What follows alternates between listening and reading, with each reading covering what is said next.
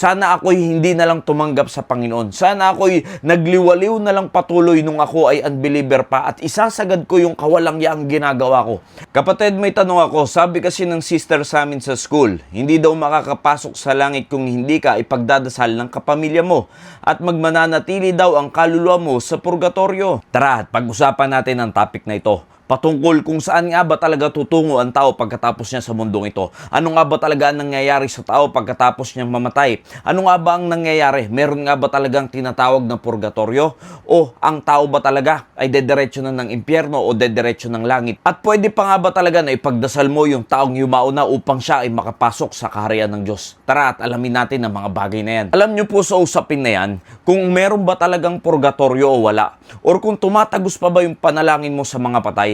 Alam niyo po, napakaklaro ng sinasabi ng Biblia. Sabi po ng Hebrews chapter 9 verse 27, "And as it is appointed unto men once to die, but after this the judgment."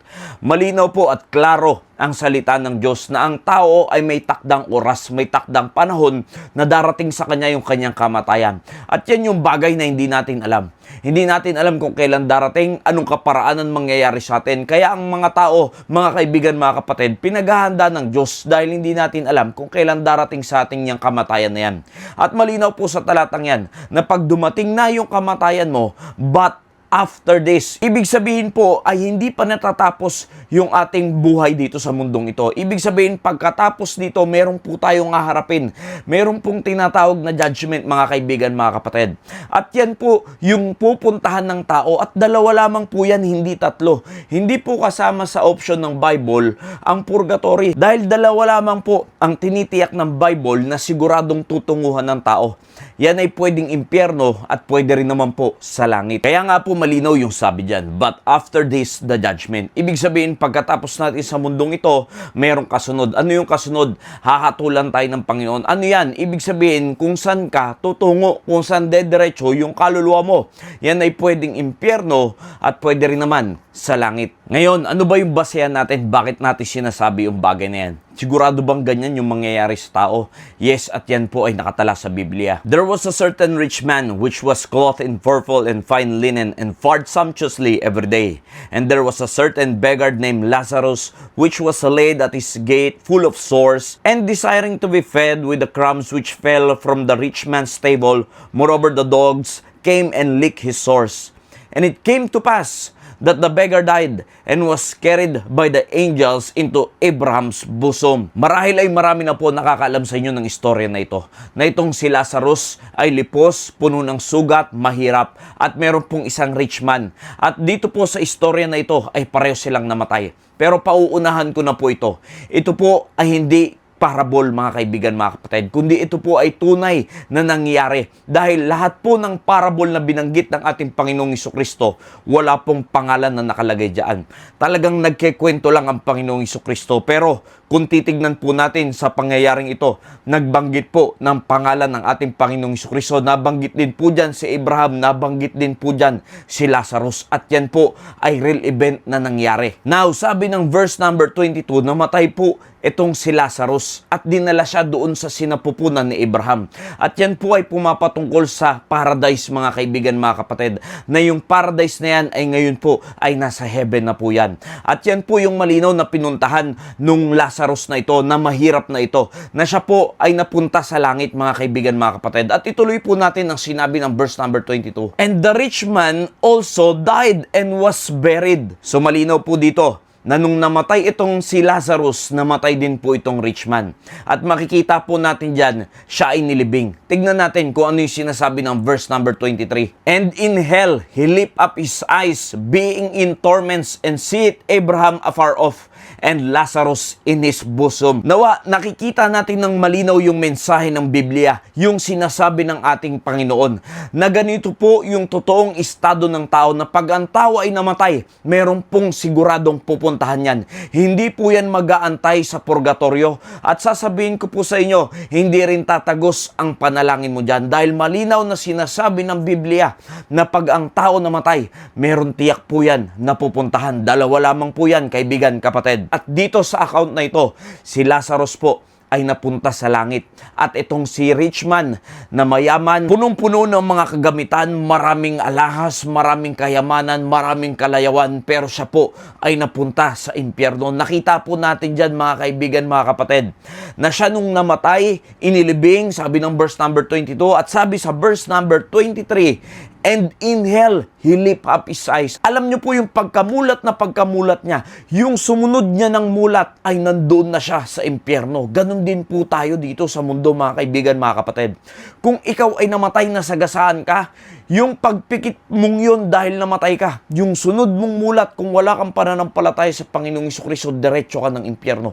O kung ano pa mang karanasan mo sa iyong kamatayan, marahil may namamatay na natutulog lang at yun yung huli nilang pikit. Pero alam niyo po ba kung sila ay hindi mananampalataya ng Panginoong Jesucristo, yung pangalawang mulat ng kanilang mga mata, sigurado ang impyerno ang kanilang makikita. Katulad na lang din po ng rich man na ito, na siya nung namatay, inilibing, at pagkabukas niya ng kanyang mata, yung sunod na mulat niya bago siya mamatay, ay nandoon na po siya sa impyerno. Nandun na siya sa torment, nandun na siya sa paghihirap. Lahat ng sakit ay nararanasan niya sa lugar na yon. In verse number 24 and number 25, malinaw po dyan na ipinadudot-dot nitong rich man yung daliri ni Lazarus upang malagyan man lamang ng kahit gapatak yung kanyang labi. Ganun po katindi yung paghihirap na kanyang nararanasan doon sa Hades, mga kaibigan, mga kapatid. Hindi pa yan yung lake of fire, pero matindi ng pagsakit yung kanyang nararanasan, matinding torment, matinding paghihirap,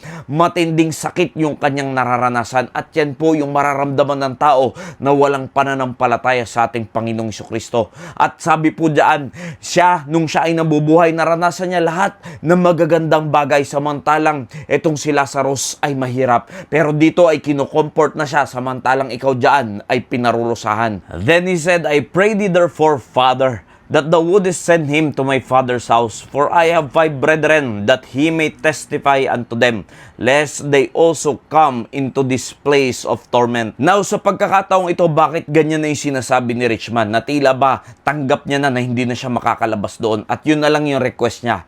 Alam niyo po, sabi ng Bible, meron pong great gulf fix. Ibig sabihin yung mga nandoon sa paradise that time, hindi na makakapunta doon sa Hades, at yung mga nasa Hades, hindi rin naman makakaakyat.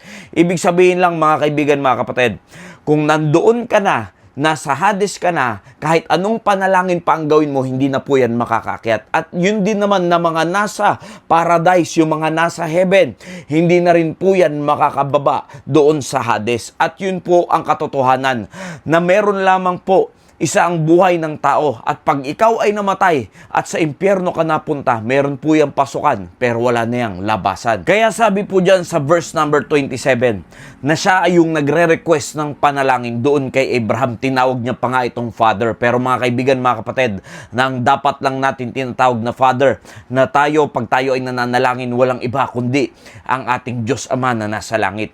At dito, mga kaibigan, mga kapatid, ang request po nung rich man na nananalangin siya, sinasabi niya kay Abraham na magpapunta siya ng mga ngaral dahil meron pa siyang mga kapatid, na ayaw niya na maranasan ng mga kapatid na yung kanyang nararanasan doon sa Hades, yung torment na kanyang nararanasan. Kaya ang malinaw na sinasabi ng Bible, mga kaibigan, mga kapatid, ang tunay pa nga nananalangin sa mga tao na narito sa mundo ay yung mga patay. At tayo naman mga buhay na kahit anong gawin nating panalangin sa mga patay ay wala na pong magagawa yan. Baliktad pa nga po ang sinasabi ng Biblia. Kaya lang doon sa panalangin ni rich man ay wala na rin pong magagawa. Dahil siya po ay nandoon na sa Hades, at siya po ay forever nang separated sa ating Diyos, at hindi na maririnig ng Diyos ang kanyang mga panalangin. At ganun din naman po tayo dito sa mga nasa lupa, na kahit anong pilit nating manalangin ay hindi na po makakapunta pa ng langit yung mga taong nasa Hades na, dahil sinabi na po ng Bible yan, meron pong great gulf fix na nakaharang. Ibig sabihin wala pong makakakyat doon sa mga nasa baba. Wala rin naman makakababa doon sa mga nasa taas. At yan po yung tunay na linaw ng salita ng Diyos na nanggaling mismo sa Biblia, na ipinapaalam sa ating mga tao upang alam po natin yung ating gagawin. Dahil tatandaan nyo po, ang buhay ay isa lang. Huwag po natin ipagsugalan yung buhay na ito. Ang gusto po sa atin ng Diyos, maghanda tayo doon sa kamatayan. Hindi yung pag namatay tayo, sasabihin natin, ipanalangin nyo na lang kami upang makatawid ako sa langit. Kaibigan kong minamahal, kung ganun Ganun lang din pala ang basehan para ang tao ay maligtas. Sana ako'y hindi na lang tumanggap sa Panginoon. Sana ako'y nagliwaliw na lang patuloy nung ako ay unbeliever pa at isasagad ko yung kawalang-yaang ginagawa ko. At pag ako ay mamamatay na o kaya naman ay alam ko nang may sakit na ako, hindi na maganda yung kalagayan ko, ibibilin ko na lang yung sarili ko sa mahal ko sa buhay at sasabihin ko pag namatay ako, ipanalangin nyo na lang ako.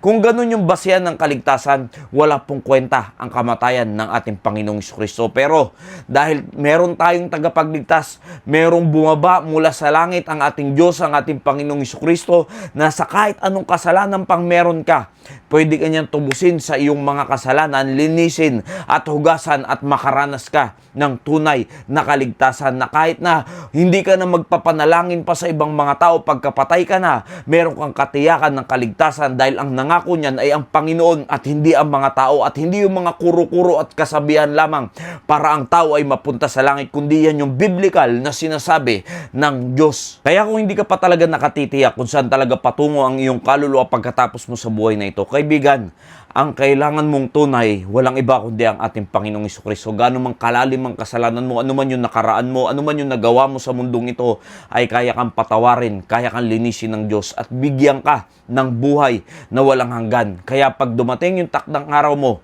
tiyak ka, hindi ka mangangamba na baka magaya ka doon sa rich man, kundi meron kang kapanatagan ng puso na maging magagaya ka doon kay Lazarus na napunta sa langit. Nawa, naging pagpapala po ang mensaheng ito. Maraming salamat po and God bless you all.